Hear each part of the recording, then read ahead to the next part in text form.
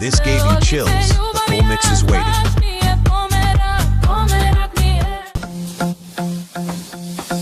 Prošeta Jovka